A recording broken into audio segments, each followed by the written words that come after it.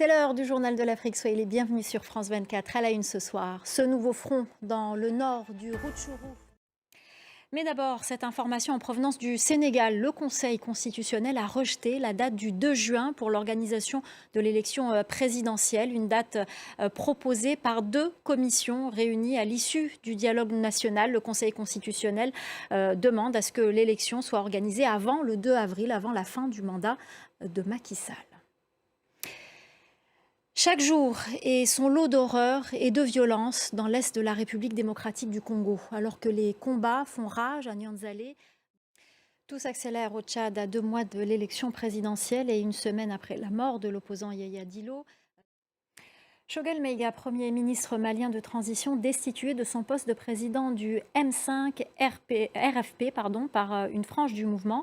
C'est ce mouvement qui avait porté la contestation contre le président Ibeka il y a 3 ans et demi. Mais après le coup d'État d'août 2020, cette coalition s'est divisée, comme nous l'explique notre correspondant régional Serge Daniel.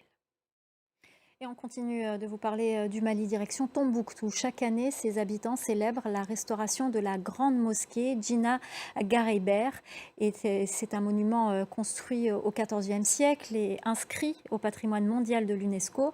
Malgré les tensions sécuritaires et politiques, les travaux sur le monument favorisent le vivre ensemble. Les détails avec Clarisse Fortuné. Au Burkina Faso, au moins 5 personnes ont été tuées mercredi dans le crash d'un avion de la compagnie Leader à Diapaga, dans l'est du pays. Le pilote est aussi mort. Les raisons de l'accident ne sont pas encore connues.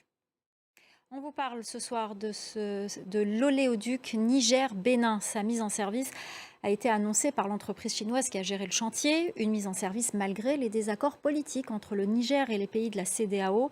25% des recettes de cet investissement iront dans les caisses de l'État nigérien. Harold Girard. C'est un projet qui est en train d'aboutir à... Vous le savez, le président kényan William Ruto a signé un accord avec le Premier ministre haïtien pour permettre l'envoi de 1000 policiers kenyans en Haïti. Leur mission, gérer une force multinationale pour mettre fin à la violence des gangs. Mais cette décision n'est pas du goût de l'opposition kenyane, comme nous l'explique notre correspondant à Nairobi, Bastien Renouille.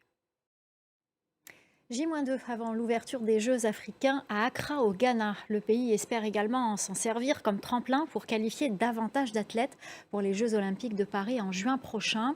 Nos correspondants Justice Baido, Théodore Abiou et Julia Guggenheim sont allés à la rencontre d'un boxeur sur les starting blocks.